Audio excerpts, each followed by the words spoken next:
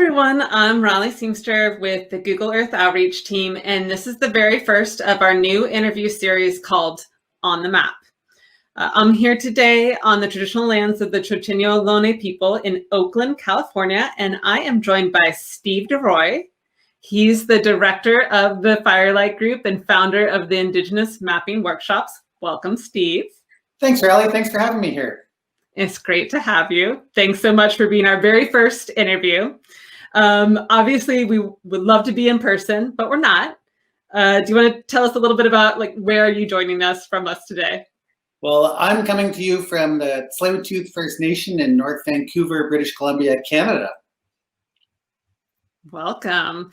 So today we're going to talk about a lot of things, your work with the Firelight Group and Indigenous communities. We're going to talk about the workshops, but I actually want to start all the way back at the beginning. I know you didn't grow up in Vancouver, so could you tell me a little bit about where you grew up and what life was like growing up? Well, I'm originally from the Ebb and Flow First Nation and Lake Manitoba First Nations in Manitoba, Canada. I'm a 60s scoop survivor, and I grew up with my brother in southern Ontario, close to Niagara Falls, Canada. And just so that people are who might not be familiar, the 60s scoop was a government policy that removed Indigenous children from their homes.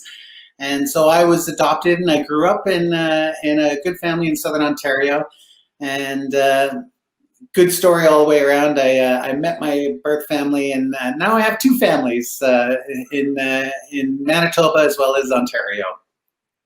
Thanks, Stephen. And for anyone watching who hasn't heard of the 60s scoop, I definitely encourage you to learn more about the history there. But changing gears a little bit, I understand when you were growing up, you had a neighbor that was the one that introduced you to mapping. Could you tell me a little bit more about that? Yeah, well, he worked for the U.S. Geological Survey and would travel back and forth across the border. And he was talking to my parents one day in the driveway and said, there's this new field called GIS, Geographic Information Systems. And at the time, I was in high school, and I thought, I really loved art. I loved computers, and I really loved the idea of blending the cartography and the art and science of it into GIS. So I decided to pursue a career in this, and I studied at a college in Southern Ontario called Fleming College. And then later on, did a Master's of Science in GIS at University College of London in London, England. Nice. And I understand that when you were in, I think it was your third year, you had kind of a pivotal encounter that led you on the journey that you had after you got your degree. What was that? I met this fellow who was in the GIS program, and he was from a First Nation in Northern Ontario, and they were using maps to tell stories about space and place. They were dealing with forestry and logging in their territory, and they wanted to use maps to then document where community members were going out onto the land for, mapping or harvesting berries or hunting for animals, and a wide variety of different activities. And they wanted to tell that story using maps to help them plan how logging might take place in their territories. And so for me, it was a real foundational moment that got me onto this path of how I might be able to apply this new skill that I was learning at the time. Wonderful. So, eventually you did get to Firelight, but I know you didn't get there right away. And so on this journey, you've worked at many different organizations from, I think, government agencies to hydro companies, conservation NGOs, the First Nations Health Organization. Can you tell me a little bit about how you kind of got to Firelight after these? Because I understand part of what you saw at these organizations was that Indigenous peoples weren't always in the driver's seat when it came to decisions that impacted them. So tell me a little bit more about that and what inspired you to start Firelight. Well, for me, early on in my career, I really wanted to be exposed to people that were doing innovative work, that were kind of at the front lines of how they're using these technologies. and many of the organizations that I did work with worked with Indigenous peoples, but they had their own goals as an organization, and so when my friends and I came together to start a company, we thought, well, why don't we leverage our expertise and work on behalf of Indigenous people's interests rather than our own? So it was a departure way of thinking that many of these other organizations were doing this type of work to put Indigenous peoples and their values and their interests right at the forefront and work on things that mattered most to those in communities. So that's how we got started.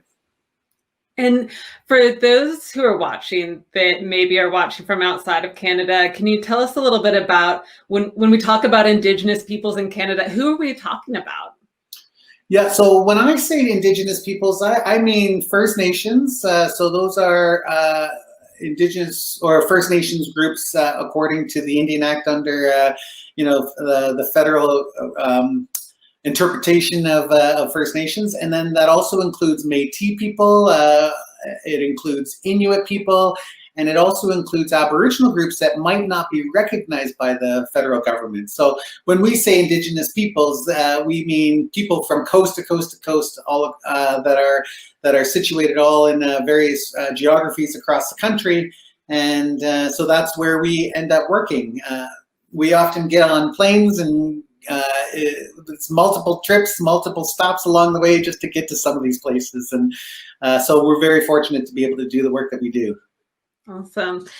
And so I know a core part of your work with Indigenous communities is responding to environmental assessments when development is going to happen, I guess, in or nearby Indigenous communities. Could you tell us a little bit more about what that process looks like in Canada? Yeah, so there's an environmental assessment process. Whenever there's a large development project that's being proposed, it could be a hydro development, it could be a capital infrastructure, it could be a mine. As soon as it hits a certain size and magnitude, they have to start assessing the potential impacts that might have on things like air, water, wildlife. But one of the things they have to look at is Aboriginal and treaty rights. And so that's where we focus a lot of our work on is understanding how Indigenous communities potentially might be affected by these developments. We capture that information through a data gathering process. We present that evidence to tell that story and really use that information to help the government regulators and the companies that are proposing these stories to better understand the impacts that their project might have.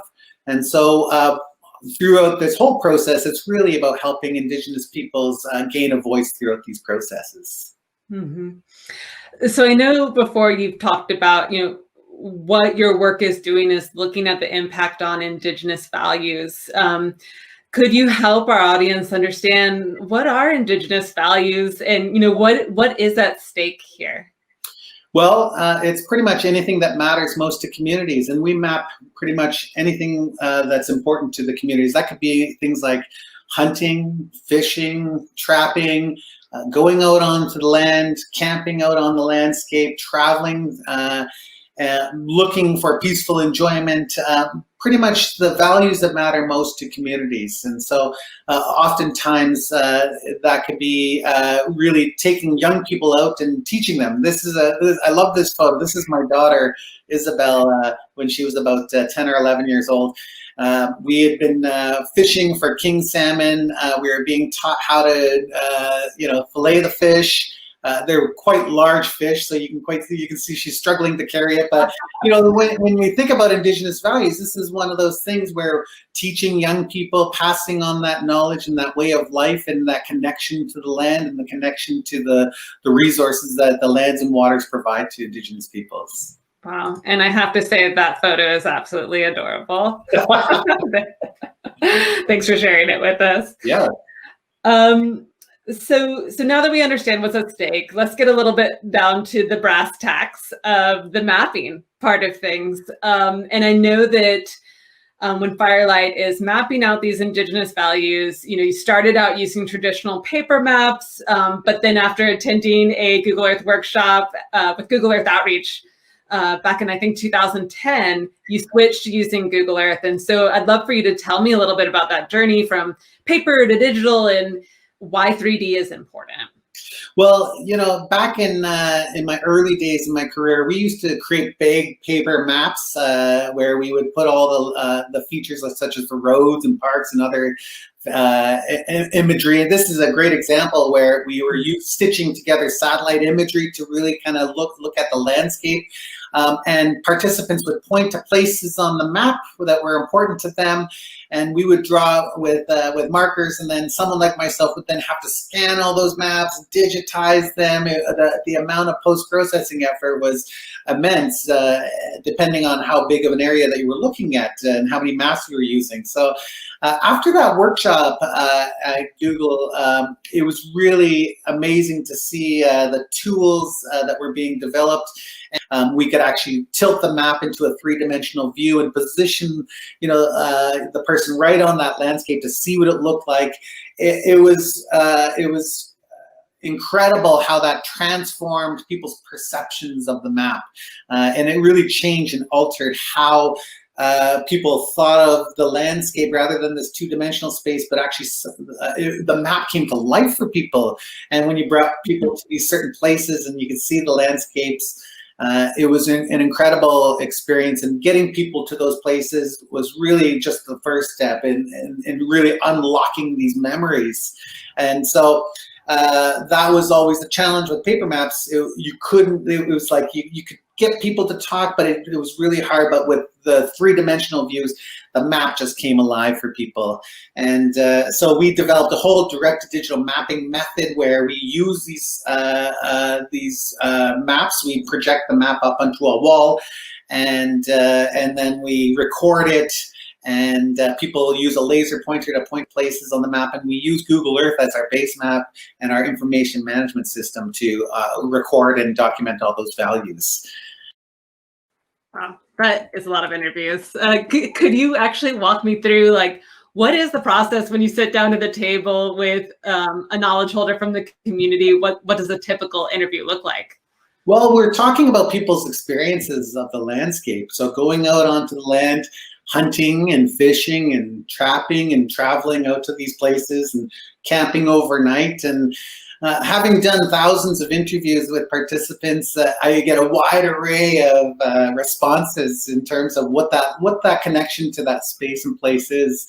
To give you an example, I was interviewing a couple, and it quickly shifted from mapping places where they were fishing to places where let's say they were being intimate out on the landscape. And so it was, you know, we have a lot of amazing experiences of using these maps and telling these stories and hearing these stories from participants. And oftentimes it can be an emotional response. People haven't been thinking about these experiences. There was stuff maybe that they were doing as a child or as a young person with people that may not be around anymore. They might have passed on, and so it can unlock these memories and take people down this memory lane. It's an amazing experience. I had a participant just a few weeks ago saying, as he was walking out the door at the end of the interview, saying, I haven't thought about these things in 30 years. And it's amazing for me to leave thinking about these experiences. He felt really good about that, to be able to hear that we were documenting his information in a systematic way that we were taking that information seriously, and we were using that, and it was going to inform a process. And for us, I mean, that's part of the experience that's so fulfilling, is that we get to hear these wonderful stories, but also we get to use and work with that information and try to really make sure that community voice comes through in the work that we're doing beyond that. Yeah, and that kind of brings me to my next question, because I assume after you've worked with a community on a research project, you know, you may have mapped hundreds of values. Members of the communities who had this interview maybe had one of those really wonderful experiences of reliving memories and special places, but the work doesn't stop there, I know. So what happens next after you have this map? How do you use it to have impact? Oftentimes, we'll use the information to inform the environmental assessment process. It will identify those values and those places that are important to the community. oftentimes it produces a report, but then we use that data and that information to at least make sure that the company understands what the impacts are and how they might reduce the impacts on those values. They might change their design.